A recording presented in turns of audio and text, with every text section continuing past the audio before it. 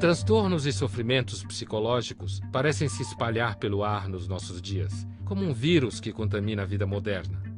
Nossas dores se multiplicam e ganham novos nomes, centenas de nomes, e organizações de saúde já falam em uma epidemia de depressão. Ela é um demônio que não nos deixa levantar, que nos espreita ao meio-dia, que caminha ao nosso lado como uma sombra.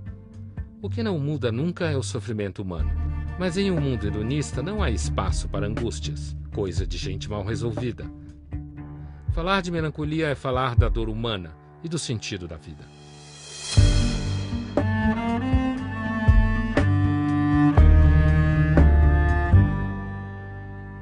Meu nome é Marco Antônio Marcolin, eu sou psiquiatra. Trabalho no Hospital das Clínicas e coordeno um grupo de pesquisa de campo magnético para regular circuitos neuronais. Meu nome é Carlos Messene, eu sou ator, dirijo teatro, um pouco de cinema e escrevo. Eu sou autor, quer dizer, dramaturgo. Eu sou Cissa, eu sou psicoterapeuta e escritora e pesquiso a melancolia já faz 56 anos, mais ou menos. Meu nome é Neuza Ribeiro Faria, eu trabalho como funcionária pública federal e sou paciente tenho uma depressão, né? Então, estou aqui por conta disso. Conta pra nós a tua experiência. Você se vê como alguém que, se não tomar o remédio, não consegue levantar a cama? Se é alguma dependência do remédio? É o seguinte, desde que eu me entendo por gente, eu sou uma pessoa melancólica. Mas eu não sabia nem o nome daquilo, mas eu sabia que eu era melancólica, eu notava uma diferença com relação aos outros. E fui levando a vida como todo mundo, né? Passando por todas as fases da depressão, já na vida, na idade adulta. Comecei a ter sintomas físicos. Um belo dia, quando acordei, tinha uma circunferência bem grande sem cabelo na cabeça. Isso era um domingo, na segunda-feira eu fui procurar um psiquiatra. Pela primeira vez, eu entendi que eu tinha um problema que tinha que ser tratado. Assim como uma diabetes. Exatamente. Tem pessoas que, se não tomam remédio X, não conseguem levantar. E sem aquele remédio, elas não viveriam. Então aí tem um fator orgânico farmacológico definitivo, ou algum choque, algum circuito. Eu acho que tem uma parte é fator orgânico, uma parte é fator social, porque a gente acaba vendo gente que é super ligada e tal, e fala, quando eu paro o meu remédio, eu fico super deprimido, né? Aquela pessoa que às 9 da manhã já foi na academia, já fez, já pintou, já bordou, e fala, estou super deprimido, né? Ou seja, o estándar do que é depressão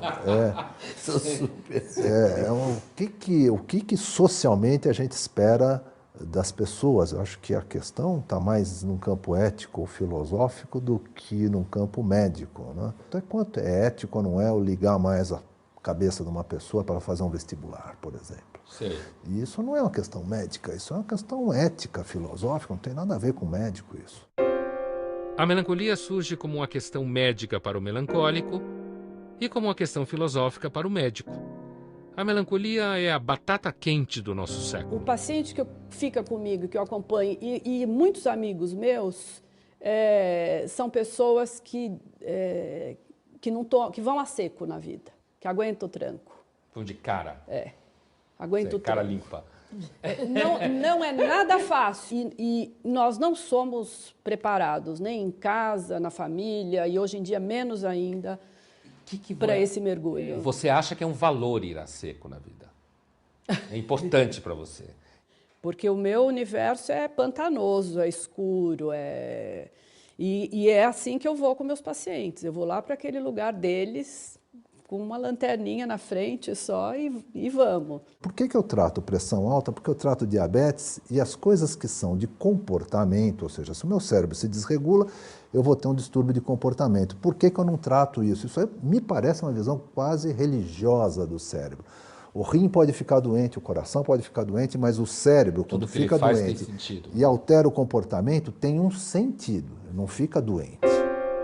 Que falar de distúrbio de comportamento secundário a um problema neurológico ou psiquiátrico ainda é proibido, né? Então isso aí é o preconceito que está na sociedade, está nos próprios doentes.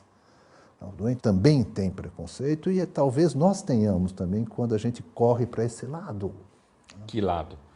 De dizer, não medique, não Ah, trate os distúrbios de comportamento como coisas provenientes do cérebro material. Trate como uma coisa proveniente do cérebro emocional. Que nem existia medicamento há 60 anos atrás, por aí, né? Hoje a gente pode contar com toda essa coisa boa. Hoje, se você tem um problema de coração, você vai, opera, como disse meu pai, fica melhor do que antes. A gente tem que Deus usufruir. abençoe a ciência, então. Exatamente.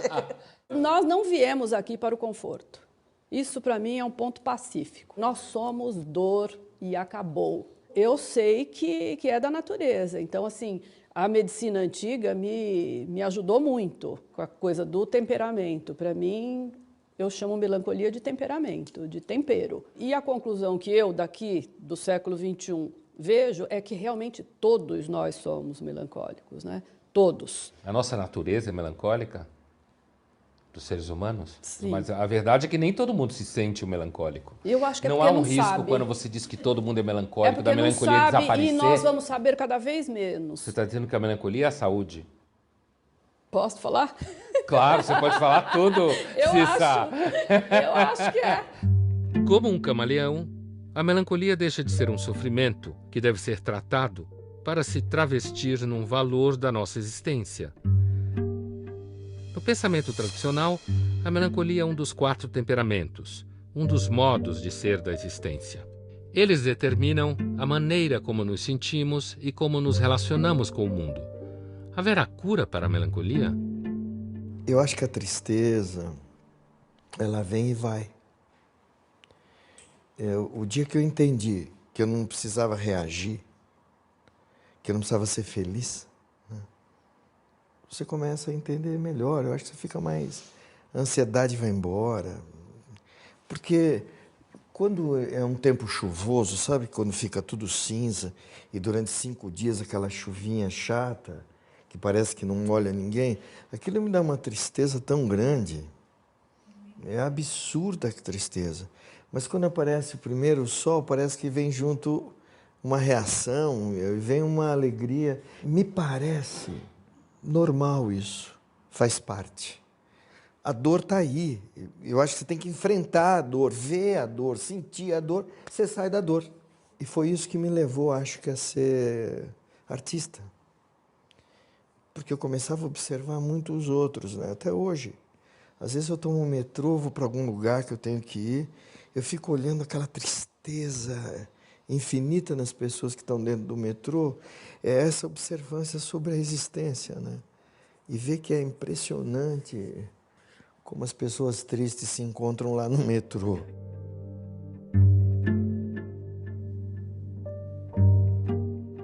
Na capa de um antigo tratado do século XVII sobre a melancolia está a figura do filósofo grego Demócrito. À sombra, Demócrito velho assenta um livro em seu joelho. Acima, sobre o céu bucólico, Saturno, o rei do melancólico. O autor do livro, o teólogo inglês Robert Burton, ele mesmo melancólico, assim se autodescrevia. Tal como Demócrito em seu jardim, sou meu próprio teatro, afastado dos problemas e dos tumultos do mundo, feito um sábio estoico, num só olhar, observando todas as eras passadas e presentes. Demócrito era um filósofo grego que é identificado como sendo um dos criadores da visão atomista, materialista. É tudo átomo, né? E ele afirmava as coisas existem porque os átomos ficam vagando pelo vazio, sem nenhum projeto, acaso, né? Puro acaso, cego. Em determinado momento eles se viram, rodam para um lado para o outro e batem um no outro e vai juntando. E vai formando átomos. Portanto, o universo é cego. É só feito de bolinhas que vão colando, então não tem nenhuma providência no sentido divino, sabe? Alguma sabedoria, né? Então, no final das contas, a melancolia, para ele, não está só na pessoa, está na própria estrutura do universo. Vocês acham que, no final das contas, o melancólico é que tem razão sobre o universo, sobre a vida? Se a vida não tem sentido? Nos seus momentos mais doídos, Deusi, você sentia que a vida não tinha sentido? Sim, É? totalmente. Quando você toma o remédio, ela começa a ter sentido? Não, você passa a não pensar nisso. Você Ah, fica bobão mesmo. Você se torna medíocre Sei. e passa a gostar daquilo. Você quer dizer medíocre em que sentido, assim? Aquele mais adaptado. A grande boiada, né? Você passa a compor a boiada, né? Então, ter saúde é ser da boiada? Ser da boiada. Esse período de estresse agudo, o psiquiatra me afastou por um tempo, né? Então você, quando volta, já não é vista com os mesmos olhos. Mas é como se você fosse café com leite? Café com leite. Numa imagem trivial ressoam as palavras de Demócrito a Hipócrates. Se os homens não tentassem mais o que suportam, levariam vidas alegres. Mas onde fica a velha questão filosófica da Grécia Antiga, conhecida como o problema 30? Por que todos os homens que foram excepcionais no que concerne à filosofia, à política, à poesia ou às artes, são manifestamente seres melancólicos? Parece que lucidez e angústia andam de mãos dadas. Eu caminhava todos os dias no Parque da Aclimação, né? Eu estou saindo de lá, vi uma senhora com o carro quebrado, fui ajudá-la. Quer que eu empurre? Para ela encostar. Fui empurrar, veio um moleque que estava drogado, enfim, me imprensou no carro dela e eu acabei tendo que amputar. Ele estava com carro também? Ele estava, eu espremeu o para-choque do dele no para-choque do dela. Logo que eu saí da anestesia, eu pus a mão, percebi que eu estava com o joelho, é tudo que eu queria. Eu negociei isso comigo mesmo. Falei, putz, se eu tiver joelho, das 3 articulações, eu perco uma, fico com 2, estou no lucro, né? E aí muita dor, mas o tempo todo eu via de uma maneira que eu falei assim, mas eu estou bem. Eu não fazia o jogo do estar bem. Eu falei, mas espera aí, eu estou bem, eu vou ter que enfrentar essa onda aqui. Eu já tinha perdido tanta coisa, já tinha perdido o cabelo, alguns dentes, um rim, por conta de muito cálculo. E aí eu comecei a ter sonhos simples. Tipo, eu quero chegar, ficar em pé, mijar em pé. Que ótimo. Eu quero entrar numa padaria e pedir um café em pé. No balcão. No balcão, dá um cafezinho com leite bem clarinho. O que eu sinto, gente, é que eu melhorei com a perda.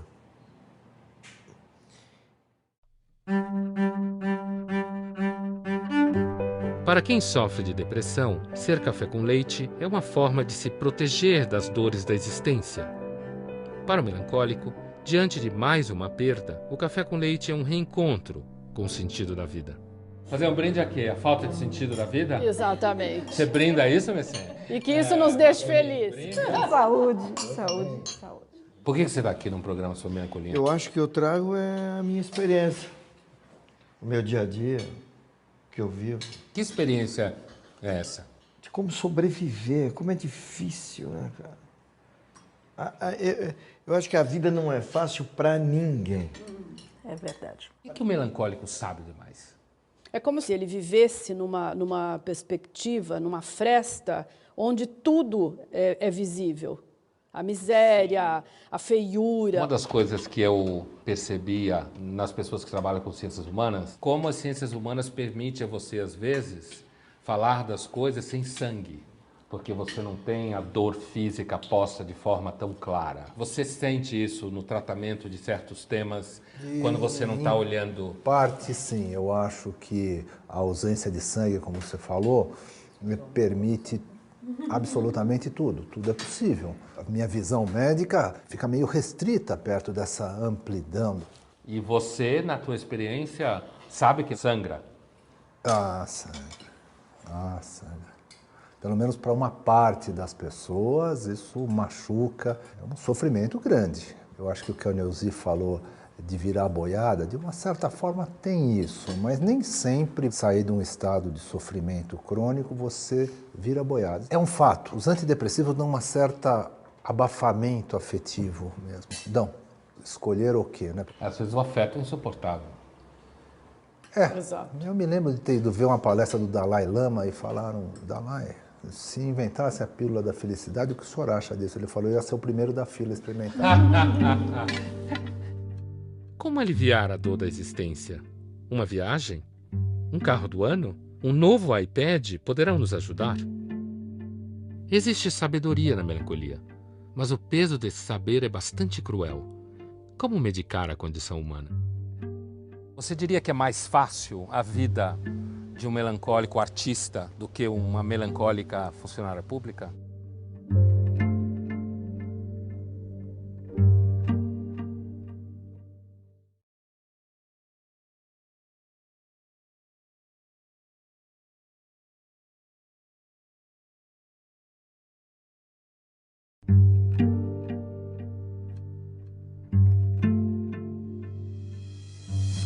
Se os melancólicos estão certos em sua dor, não há esperança para nós. A vida é um acaso, átomos e moléculas se movendo sem nenhuma ordem. Como medicar a condição humana?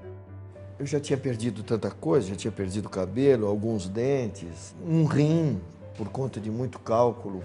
O que eu sinto, gente, é que eu melhorei com a perda. O que é melhor, encarar a melancolia de cara limpa?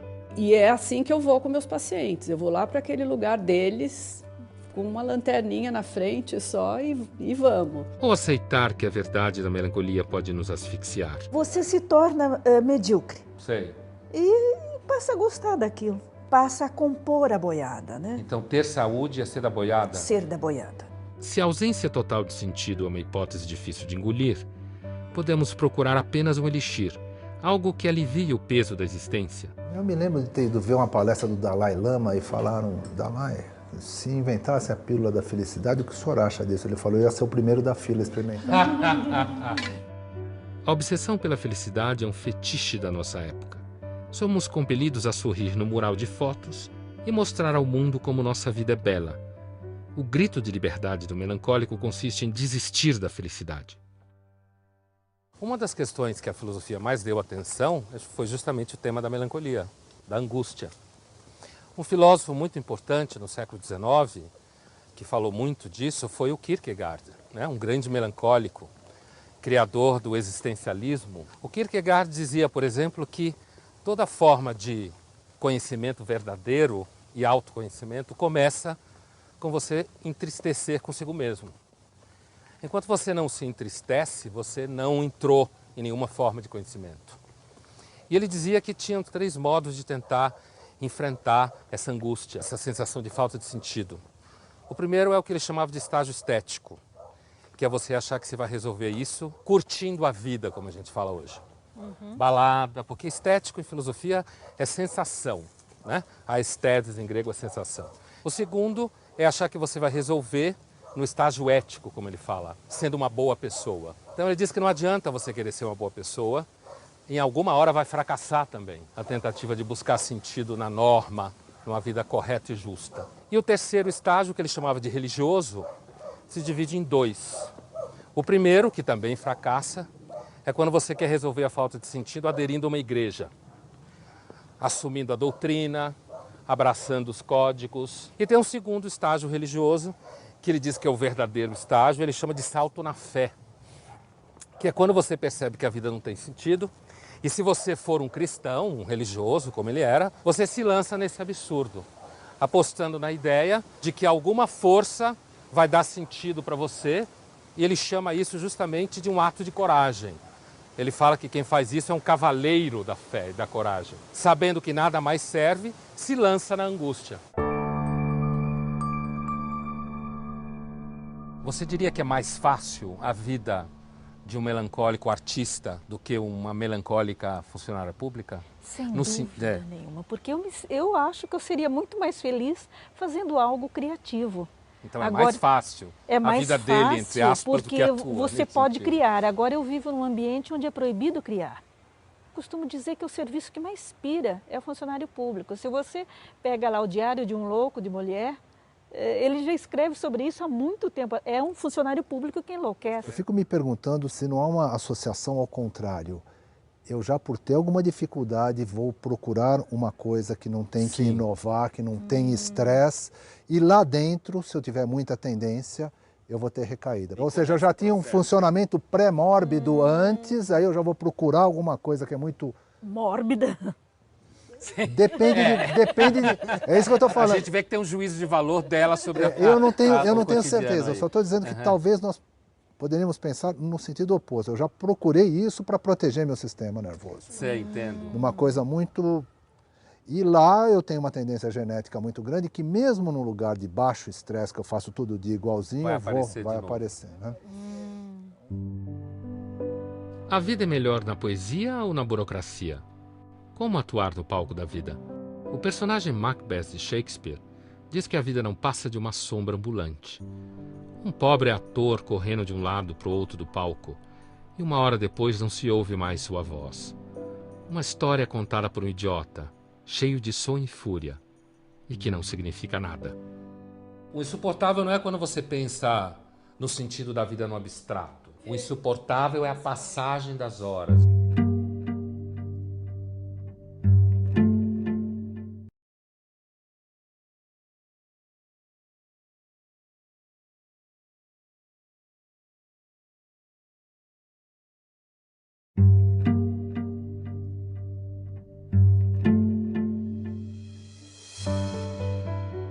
Por que chora o homem? Que choro compensa o mal de ser homem? Enfrentar a melancolia é uma luta perdida. Não há cura para quem sofre com um gênio ruim. E o discurso da beleza que vem da tristeza pode parecer conversa de quem nunca sentiu uma dor que faz sangrar, a angústia que corrói a alma. Para o filósofo e escritor Albert Camus, o suicídio é a grande questão filosófica de nosso tempo. Decidir se a vida merece ou não ser vivida é responder a uma pergunta fundamental da filosofia. Já se fez essa pergunta, Neuzi? Já. Por que você não se mata? Eu passei pela fase do suicídio, né? E é uma coisa muito engraçada. O suicídio é um apelo interior muito maior do que você. Então é uma compulsão, né? E nesse período eu passei a ter uma afinidade absurda por armas de fogo. Então eu queria, de todo jeito, comprar uma arma de fogo. Eu queria aprender a atirar. Para atirar em si mesma? Era em mim mesma, né? Eu queria me matar. Tentou?